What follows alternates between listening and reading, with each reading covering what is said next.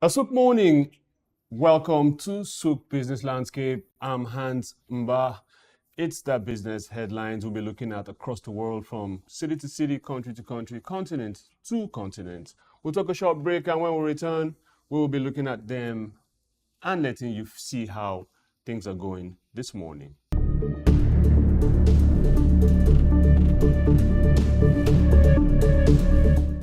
Welcome right back, SOUQ Business Landscape, where we're looking at business headlines from publications across the world. We'll jump right on to the first one. Financial Times in the UK. Brussels outgoing competition chief hits back at push to ease merger rules.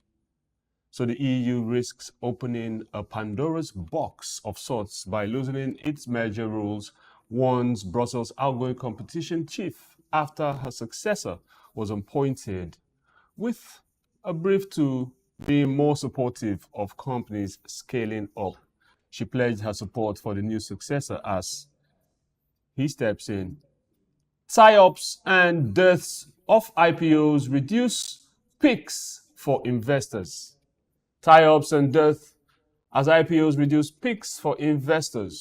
So the removal of larger companies from London's stock exchange through M&A has created a worrying dynamic for domestic fund managers whose job it is to acquire attractive-looking UK stocks as they are left with a smaller selection of quality stocks. They are stuck with choosing the best ones that work. Catch the full gist on page 11. Amazon Office Ultimatum. So this one is quite weird because a lot of people have been enjoying hybrid working arrangements to even less than hybrid because they're spending more time at home and less time at work. So the internet retailer Amazon has told staff they must return to the office 5 days a week starting next year. So they have been prepped to do this. This is touted as people are upset, right? People are not as excited because they've really relaxed and relapsed into getting used to working from home. So they're seeing this as one of the strictest crackdowns on the remote work that has become commonplace that everyone, like I said earlier, is getting used to. Catch this on page 7. Instagram shifts on teens. This is another one that everyone should pay attention to. So Meta, formerly or popularly called Facebook, owner of Instagram, has announced that it will make teenagers' accounts on Instagram, it's photo sharing app, they want to make it private by default. So it goes as far as helping screen and keep their privacy private because they're teenagers, of course, but they still don't want to lose out on that market share. So they have the industry has come under fire because of all that has been going back and forth with teenagers and young adults. They've come under fire over their impact on young people and how the app is being used.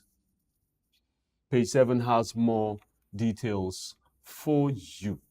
US and Japan near deal, right? So this deal is being curbed by experts to the Chinese chip industry, despite alarm in Japan about Beijing's threats to retaliate. What are they talking about? US and Japan.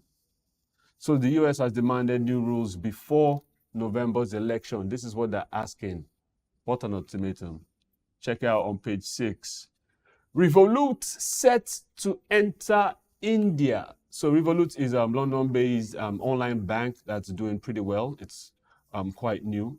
Said it will launch next year. It's prepping all to launch next year. And last on the show on Monday, we were talking about how regular banks are losing clients and customers to these fintech banks. And this just goes to shed more light and prove that to be true because they are targeting tens of millions of top-tier consumers. And in this key test for growth strategy of one of Europe's most valuable fintech. Catch that one on page 8. World markets updates. So you catch this at the bottom of Financial Times. You check out currencies, stock markets, crypto, commodities, government bonds, everything you need, and at the correct time. On the bottom of that page, we move over to Gulf Times in Qatar. Qatar POS transactions. Qatar POS transactions have been on the news for a while. It has been on this show for a while. So Qatar POS transactions total 6.94 billion reals.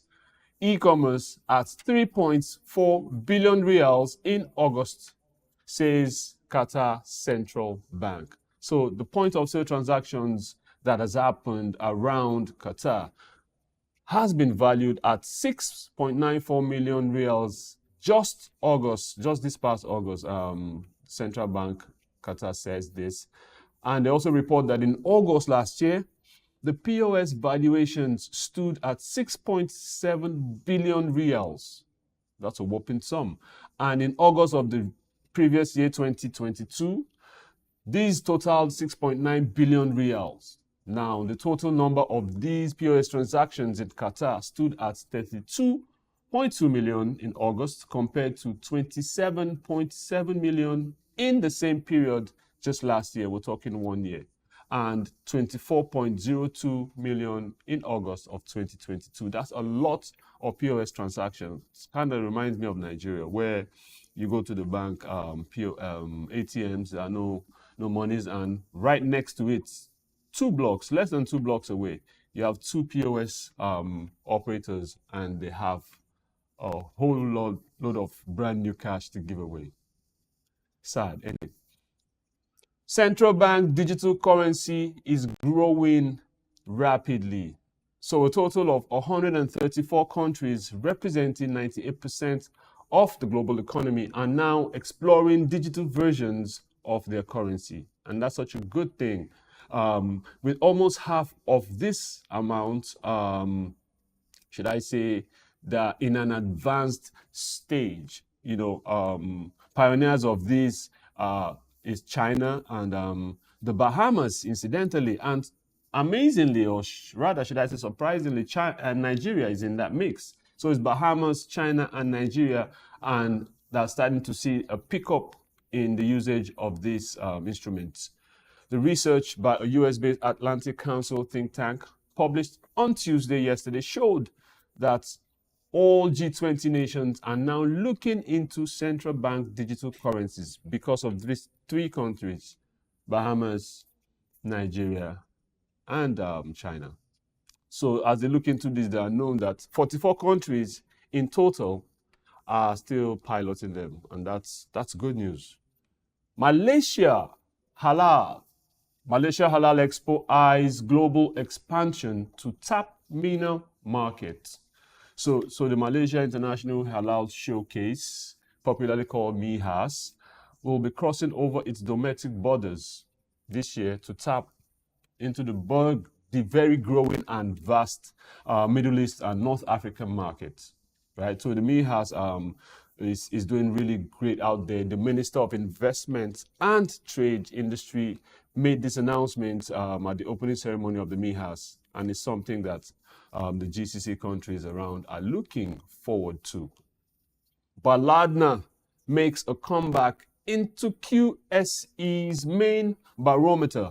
Lisha Bank, Media Care included in Islamic Index, right? So Baladna will replace Esithema Holding in the Qatar Stock Exchange 20 stock QE index, right? The exchange index effective from 1st of October. So companies with velocity less than 5% will definitely be excluded from the review, as are companies whereby a single shareholder can only hold less than 1% of outstanding shares. So these 2 groups of companies are excluded from that group. Sentiments weaken on QSE on foreign and Gulf funds selling pressure. Awaiting clues from the US Federal Reserve's decision on the interest rates, The Qatar Stock Exchange again on Tuesday lost more than 43 points amidst heightened trading volumes. So the local retail investors weakened their net buy as it had its influence in the main boost, which saw no trading of treasury bills. Not nice. So the domestic funds lower net buy also had its say in the main market, which saw no trading of sovereign bonds, no treasury bills. How they get to proceed, you figure. So the Islamic index was seen declining slower than the main barometer in the main bulls, whose trade turnover and volumes were on the increase despite no trading in those two instruments. Catch that on page 8 as we proceed. What happens? This one is a personal favorite. So I wanted to really bring this to light. It's been on the news. It's been on the internet for a while. What happens if TikTok loses its fight over banning it in the US? Right? So Bloomberg took the time out to analyze and break this down in question and answer mode. Now, questions such as, why did Congress act against TikTok? Right? What's TikTok's response? If TikTok loses in court, would ByteDance is the parent company, will they actually sell TikTok? Now, if they would sell TikTok, who might the buyers be? More questions and all of the answers at the bottom of the front page. This is a great and beautiful read. Gulf Times Qatar comes to a close. So Business Post in Bangladesh. World Bank pledges $2 billion support to Bangladesh. World Bank pledges $2 billion support to Bangladesh. So the country director of World Bank, Abdullahi Sek, yesterday said that the World Bank can mobilize about $2 billion new financing in the fiscal year to support critical reforms, flood responses, and better air quality. Again, I'll say that, better air quality as well as health. Forex reserves crossed $2.4 billion, says Bangladesh Bank. So reserves rising in Bangladesh thanks to positive trends in remittance inflow, says their central bank. Saledo Hin for implementable World Bank loan assistance conditions. So Bangladesh has sought another loan, yet assistance from the World Bank, this time for financial sector reforms and budget support, says Ahmed Salahuddin, who is the Finance and Trade Minister, to the current interim government. So the demands came and the conditions given by the agency are implementable, says Ahmed. So World Bank will provide a loan of $1 billion to Bangladesh for financial sector reforms. Now, of this figure, $750 million will be provided as policy-based loans, and $250 million will be investment loans, and they will guarantee facilities. Again, ISDB to grant $4 to $5 billion to Bangladesh over 3 years. This is the third loan we're talking about here today.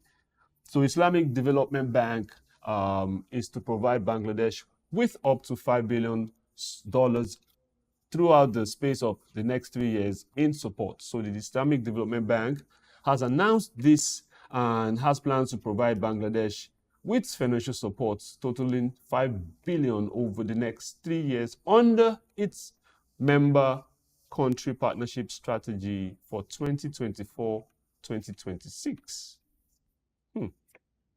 Germany to provide 1 billion euros to Bangladesh. The loans keep piling. I would have loved to have heard what Dr.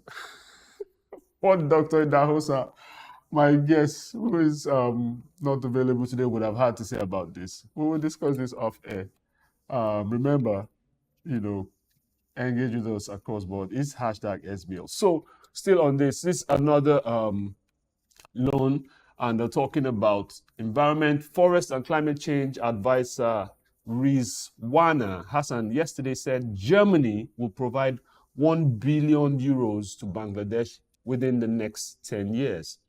Now, it's including 15 million euros this year, which will help in developing its renewable energy sector.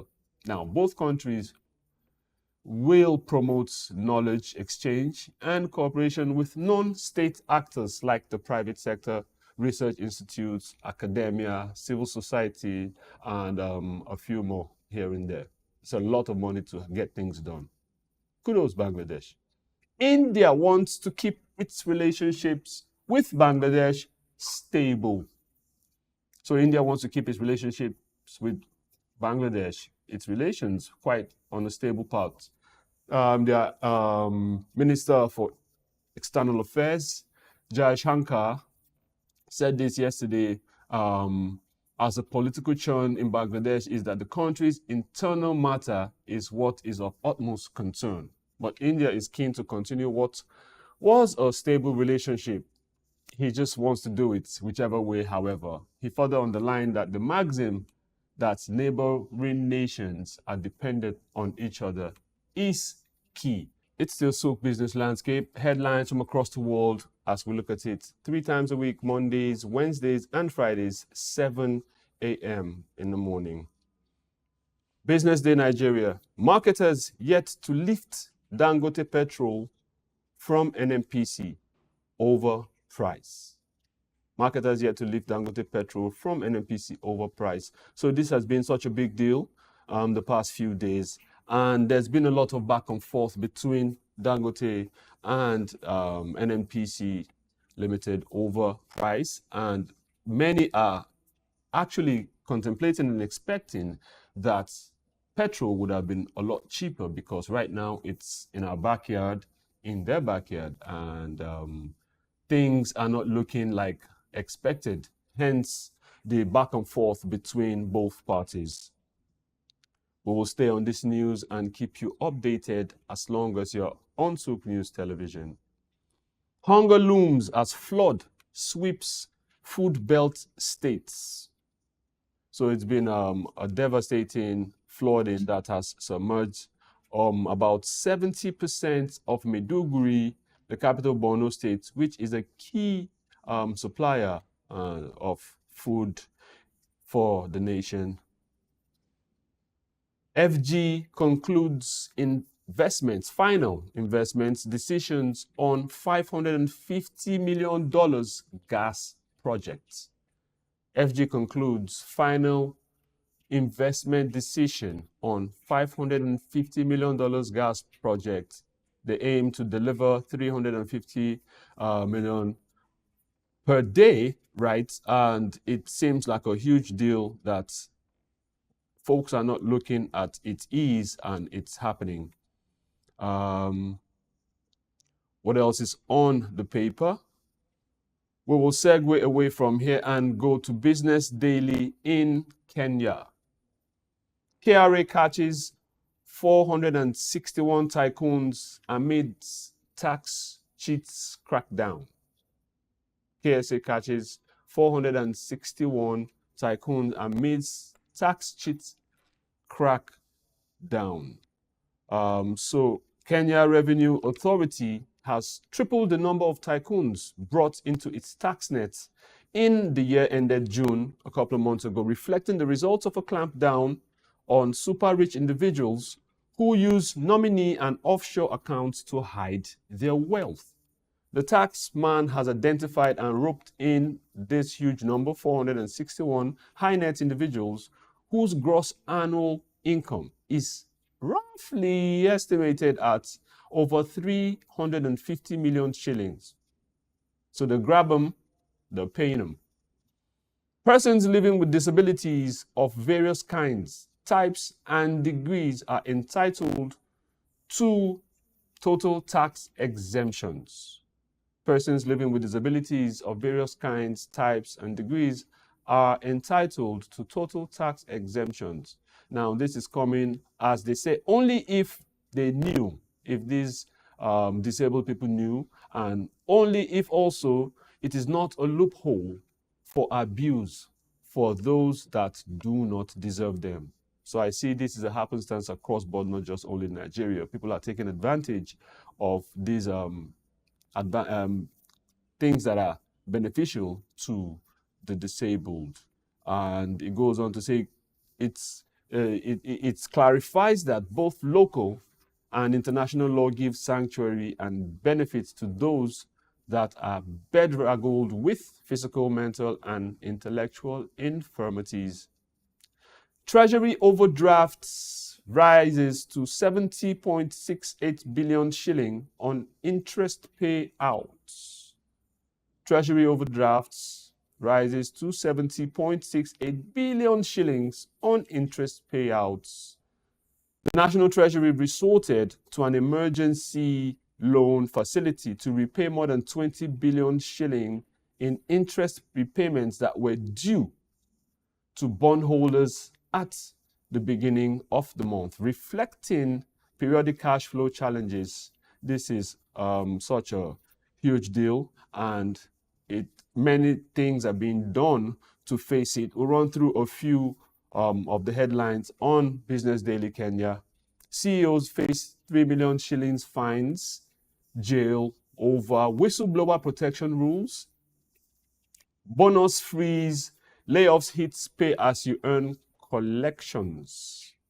Court backs firing of NIS man in passport bribery rackets.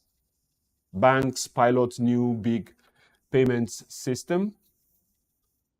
September bond sales to chart the trends of interest rates. So over to Business Day, South Africa.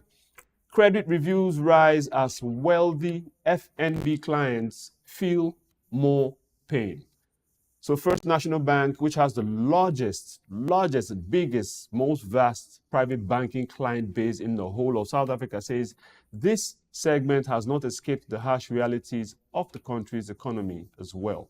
So with an increasing number of clients entering credit review, despite being the largest and the most, that's holding the most vast, they're still worrying about their clients, their client base, which is top 2, top 3%, are still crossing over to credit review.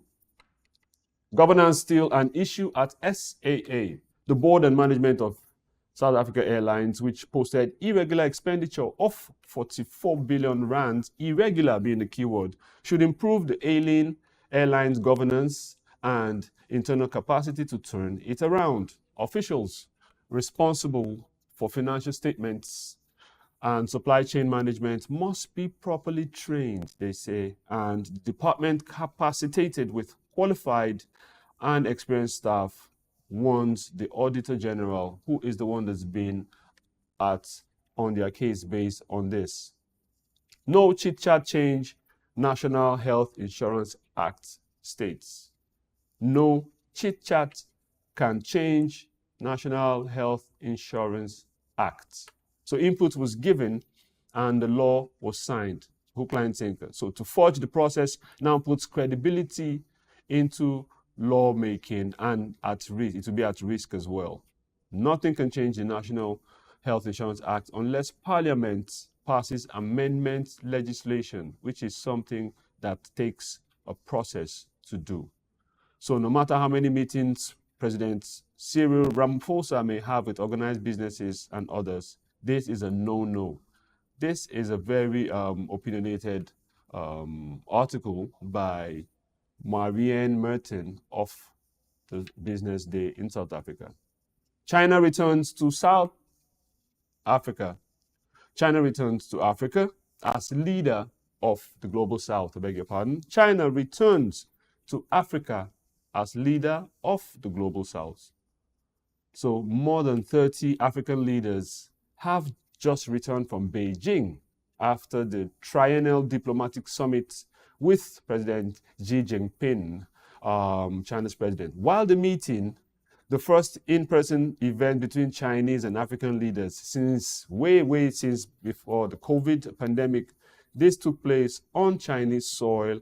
Symbolically, it signaled the return of China to its continent of choice, and that is Africa. Thank you for staying with me on SOUQ Business Landscape. My name is Hans Mbah. Remember, interact, engage with us. Let's take these conversations offline to the internet across all social media, especially on YouTube, with the hashtag SBL. It's raining outside, but the weather is clement. I urge that you drive safely as we take a nod here.